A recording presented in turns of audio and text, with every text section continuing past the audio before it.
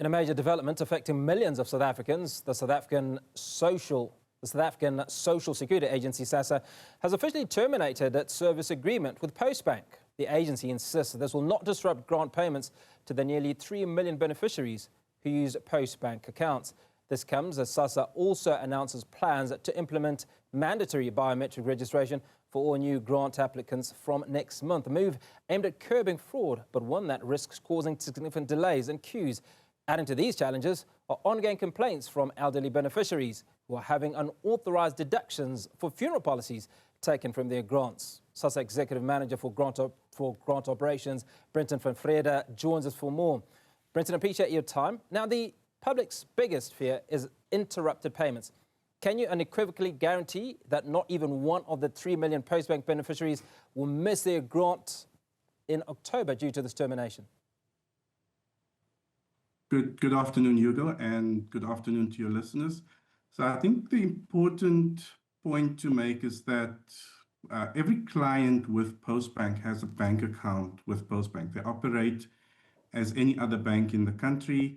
And essentially what we've done is we've terminated the master service level agreement with them because that agreement largely had a whole range of other things they needed to do for us, like cash pay points, over-the-counter services at the South African Post Office. And we've terminated those services about 18 months ago, which means the service level agreement which we have with them is essentially not necessarily serving its purpose anymore, and hence we've terminated that. However, payments will continue to be made directly into the bank accounts like we always do of the 3 million Postbank clients, and they will be able to transact with those bank accounts as they normally do going forward as well. So we do not foresee any major any interruption, as a matter of fact, with services. Postbank, as any other bank, they would have that responsibility as regulated by the various banking regulations to continue to service their clients as normal. So from what you're suggesting, the relationship with the Postbank is more a business-to-business sort of relationship, so it would not impact Ugogo, who's going to pick up a grant at any point. So I'd imagine that there's no need for communication to them because this changeover is seamless? Yes. So there's nothing for those using Postbank bank accounts, the cards, all of those remain working. You can still go draw at an ATM from your bank account. You'll still be able to go to any merchant, any retailer, swipe your card, make purchases, transact as normal. Nothing in that environment changes. Now, Brenton, you've been piloting the biometric system, but members of Parliament and the public are deeply concerned about repeating the case of long queues seen during recent card swaps. What concrete measures are in place to prevent this from happening? So the biometrics, well, we've done a couple of pilots on the biometrics, and during those pilots, admittedly, we picked up some processes that we had to improve, etc. Systems that we needed to make them a little bit more efficient. We're now at that point where we believe everything's working the way it should be working. This name is slipping me now. Time and motion studies on the different processes were also done. That has come back positively as well. One can't, say with 100% certainty that nothing will go wrong in the environment, but we do have various risk mitigation failovers, even the possibility of switching it off completely and reverting to normal servicing if we run into a major crisis like that.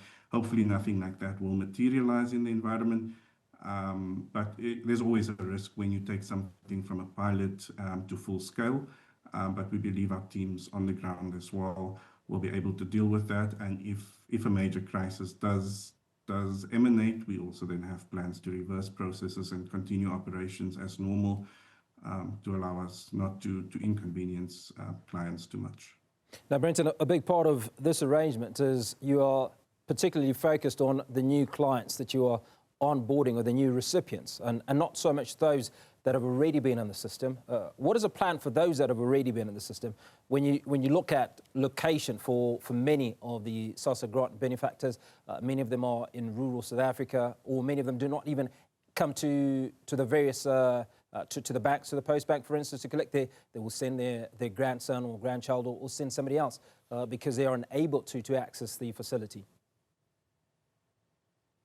So the rollout, as you correctly said, for now is to ensure that all new applicants are enrolled with biometrics, together with everyone else who transacts with SASSA. So people would come in, probably about a half of the clients who come into SASSA on a month-to-month are not necessarily new applicants. They to either update their contact details, or inquiries about various things. So the idea then, or we're also running this major program at the moment, where we're reviewing existing clients, mainly on their income assessments. So all clients, as they come into SASSA for whatever reason, whether it be a new application or a review or just an inquiry or to sort out some other business with SASSA, we will then utilize that opportunity when we have contact with them to capture their biometrics. Rolling out to the larger client base, noting we have over 19 million clients, that's not something we can achieve within a very short space of time. But over some years, we would hopefully then be able to bring all our clients into the biometric space. If not through them coming forward for a non-application type of transaction, by us calling them in for the review, which we are also compelled to do over a period of time. Brenton, there have been numerous complaints that we've read about in various social media around some of your clients who are being debited for funeral policies, which they argue they have not signed for. Now, how is it possible that hundreds of pensioners are signed up for policies they insist they know nothing about? Where is the breakdown in the verification process between the insurers, QLIC and SASSA? So there's two possibilities where that can occur. So we have a regulation which does allow for a deduction of a social grant where a beneficiary can, and it's specifically only for funeral policies, for adults, that we manage very tightly. We have, and in that space, we've already implemented biometrics a while ago, where every transaction between the insurer as well as the beneficiary is approved biometrically. There's multiple points where the person would then have to consent to what they are taking via biometric, as well as voice recordings of the whole transaction. And all of that is stored. When anyone disputes that, they can come directly to SASSA. We can dispute it. We've got agreements with all those service providers in place that that money will be refunded if the dispute is found in the favor of the beneficiary. And there's a dispute resolution mechanism for that. And everything is very tightly controlled. So if any service provider is found to be offending on multiple occasions, they immediately then also booted from the system and not allowed to participate in that anymore. The other area, so from that perspective, I don't think we're getting many complaints and just from SASSA's perspective, we don't get many complaints of that nature directly to SASSA. The other area where such could also occur is, remember, once we deposit money into your bank account, you can then also have debit orders run off your bank account. Unfortunately, in that space, SASSA, that's now a space within the banking regulations. You'll have to then go to your bank to sort that out if you believe that someone is taking a debit order off your bank account and you did not authorize that. Although I do know that the Reserve Bank has also implemented much more stringent controls over the signing, they call it debit check, where clients also have to provide a second level of assurance that they did sign up for those debit orders directly to their banks before anyone. But again, unfortunately, in the debit order space, SASSA can't necessarily intervene there because it's within the banking environment. Now, I quote here that Ground Up spoke to several grant beneficiaries in Louis Trichardt in Limpopo who, from what we understand, noticed unauthorized deductions from their grants. It is alleged that SASSA staff at the local offices were of little help. They were sent ID numbers of 6 pensioners to SASSA and asked why deductions were being made from their grants. And SASSA did confirm that it was either One Life or Emerald Life, and that the policy amounts were deducted from the grant amounts. But the individuals said they had no idea, they were not aware of having authorized or signed for these life policies, or funeral policies rather. Yeah, so unfortunately, I'm not aware of the case in Utrecht. If you could forward me the details, I can then look into that as well. But as mentioned, we do have a process, and the officials at the local office should be able to assist. If they're not getting assistance, you can escalate that to me. I'll definitely look into that. But they would, so for example, in those particular instances, we would then look at all that data that we've collected between the service provider and the interaction between the service provider and their client to confirm if such has happened.